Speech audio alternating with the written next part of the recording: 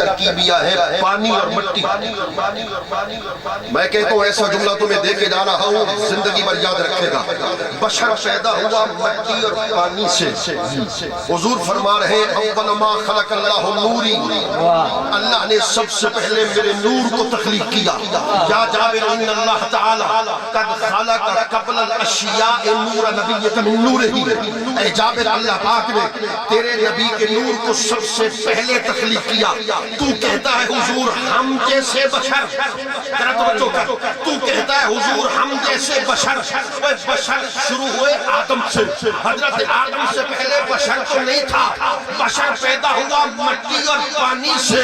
مٹی اور پانی تو بعد میں پیدا ہوئی مصطفیٰ کا نور تو اس سے سبحان اللہ سبحان اللہ. میں نے کہا کوئی نور ایسا نہیں جو مصطفیٰ جیسا ہو سکے. نور میں سب سے بڑی طاقت ہے حضرت جبریل میں, بڑی قوت ہے حضرت جبریل میں. جب سرکار سدرۃ المنتہا پر کھڑے ہو گئے, آگے تو چل سبحان اللہ, آگے تو چلنا, کہنے لگے نہیں چل سکتا. کیوں؟ پتہ تو تھا حضور کو, علم تو تھا حضور کو. ذرا جملہ دے رہا ہوں, جملہ اچھا لگے تو سبحان اللہ کی آواز آئے. حضور دراصل اسے بلوانا چاہتے تھے کہ پتہ لگ جائے جبریل بھی یہاں عاجز, جبریل بھی یہاں عاجز نظر آ رہا ہے. ایک بال کے برابر, ایک بال کے برابر جاؤں, آگے اللہ کے انوار ہے. چل چل خاکستر ہو جاؤں گا جہاں جبریل رکتا ہے, وہاں مصطفیٰ آگے چلتے ہیں. میرے استاد حضرت مولانا محمد اشرف سیالوی صاحب علیہ رحمہ مجھ سے کہنے لگے یوں نہ کہا کر کہ رسول اللہ یہ پردہ نورانیت میں سدرہ سے آگے گئے. یوں کہا کر کہ سرکار پردہ بشریت میں سدرۃ المنتہا سے آگے گئے. کیوں؟ جہاں جبریل کی نورانیت ختم ہو رہی تھی, مصطفیٰ اسی لباس بشر کے ساتھ سدرہ کے پاس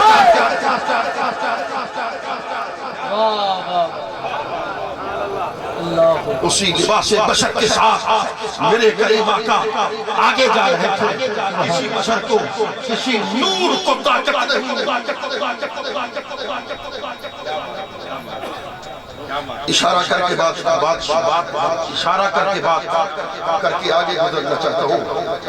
حجابات عظمت جس کو دیکھ کر حضرت موسیٰ بے ہوش ہو گئے. حجابات عظمت جس کو دیکھ کر حضرت موسیٰ بے ہوش ہو گئے. حضور کی بشریت کا عالم یہ ہے, حجاب عظمت پیچھے تھے, مصطفیٰ آگے تھے, حضور آگے تھے. حضور مکان سے اٹھ کر حضور لا مکان پہ داخل ہوئے. آؤ اسی مقام پر تمہیں لے آیا ہوں. جب حضور لا مکان پر پہنچے تو کہا بڑ محمد,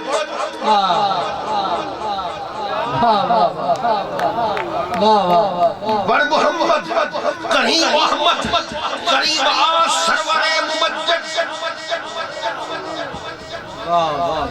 بڑ محمد, قریب احمد, قریب آ سرور ممجد. نثار جاؤں, یہ کیا نگاہ تھی, یہ کیا سما تھا, یہ کیا مزے تھے.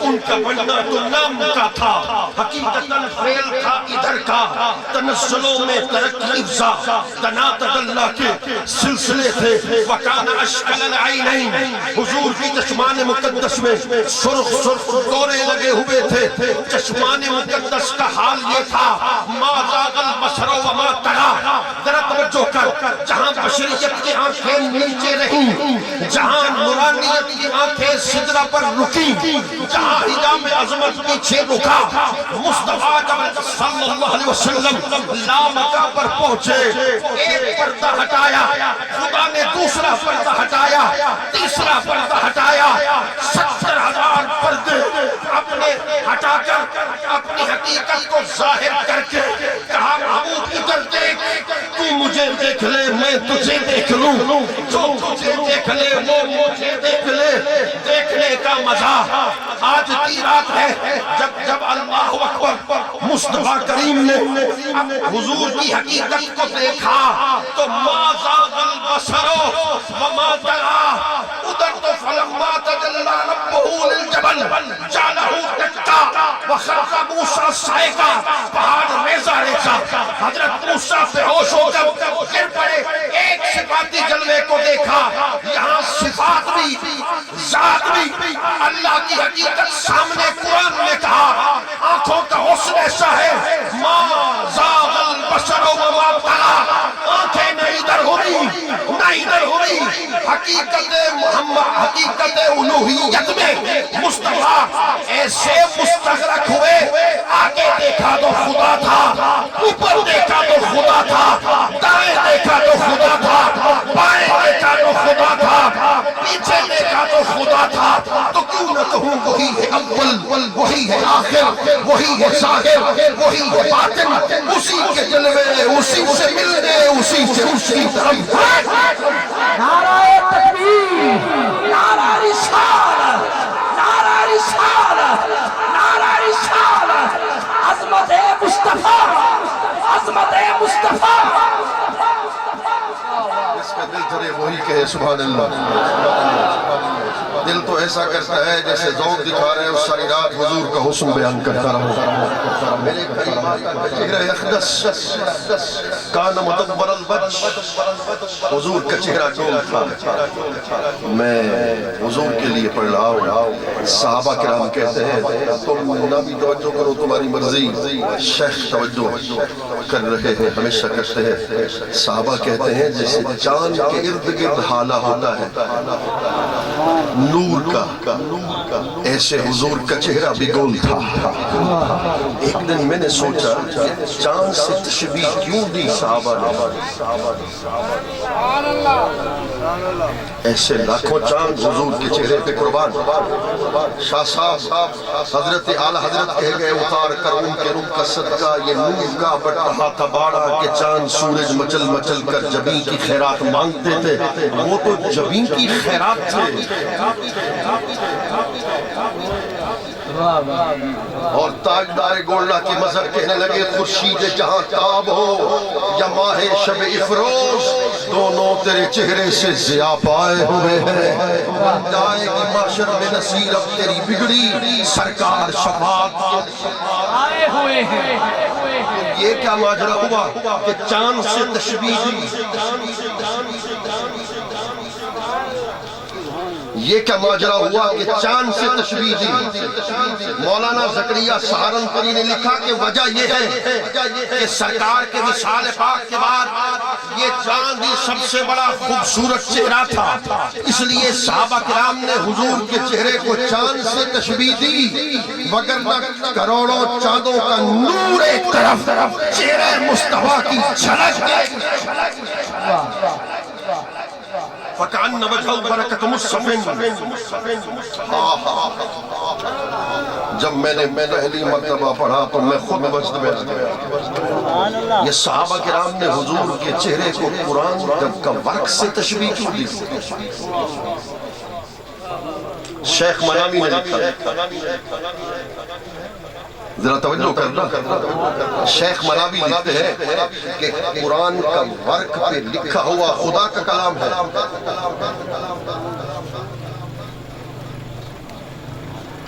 قرآن کے ورق پر لکھا ہوا خدا کا کلام ہے، اور چہرہ مصطفیٰ آئینہ حسن خدا ہے،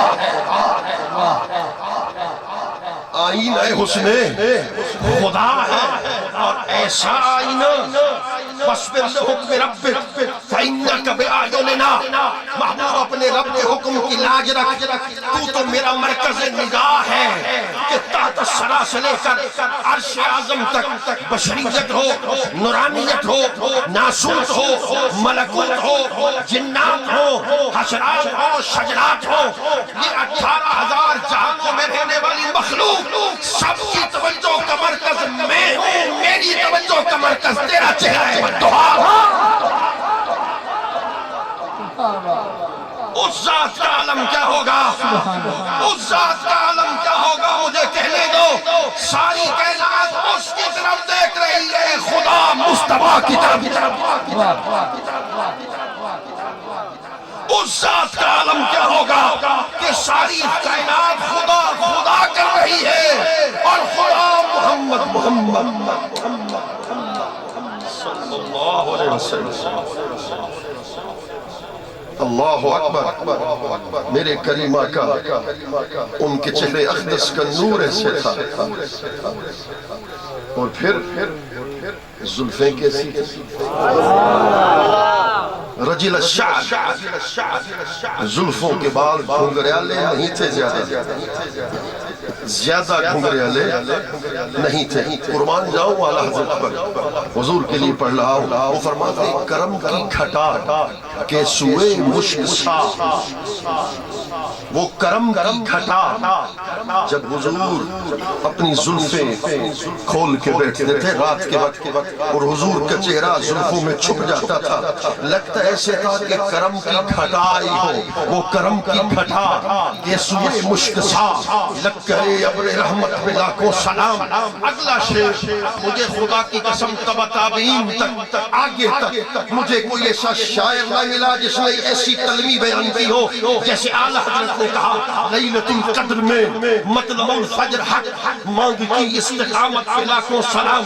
اعلیٰ حضرت لکھتے ہیں کہ جب سرکار اپنی زلفیں کھول کے بیٹھا کرتے تھے، پھر زلفوں کو اپنے مقام پہ لے جایا کرتے تھے، تو کیا ہوتا تھا؟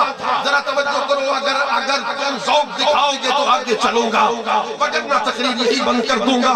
اعلیٰ حضرت فرما دیتے ہیں، بڑا خوبصورت فرماتے ہیں، لیلۃ القدر میں مطلع الفجر حق عابد کی نیکوکار کی شب قدر رمضان میں ہوتی ہے، عاشق کی شب قدر زلف یار کے دیدار میں ہوا کرتی ہے۔ نعرہ رسالت، نعرہ رسالت، نعرہ رسالت۔ ربعت القد، ربعت القد، حضور کا قد مبارک درمیانہ تھا، مگر ایسا قد مبارک میانہ تھا کہ کوئی طویل القامت حضور کے ساتھ کھڑا ہو جاتا تو پھر وہ چھوٹا نظر آتا، حضور کا قد مبارک نظر آتا تھا۔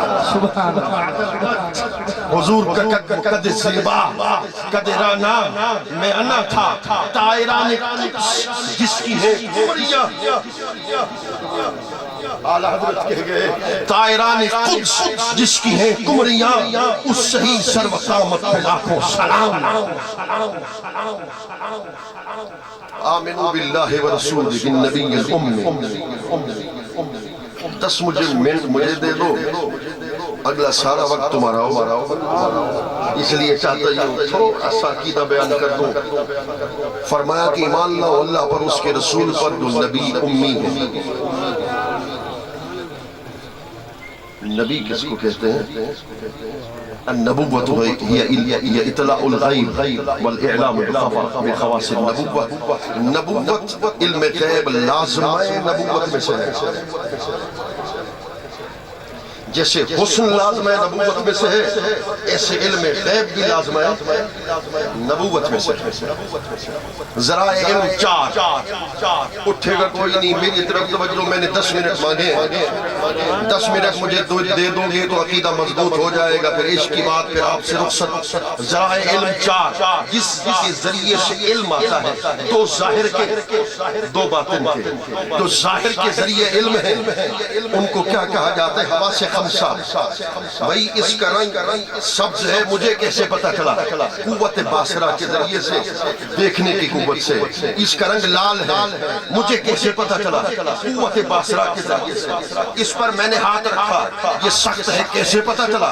علم کیسے آیا؟ قوت لامسہ کے ذریعے سے۔ یہ چیز بڑی میٹھی ہے، مجھے کیسے پتہ چلا؟ قوت ذائقہ کے ذریعے سے۔ 4-5 قوتیں ہیں جن کو حواس خمسہ کہتے ہیں، اس کے ذریعے سے علم آتا ہے، عقل کے ذریعے سے علم آتا ہے۔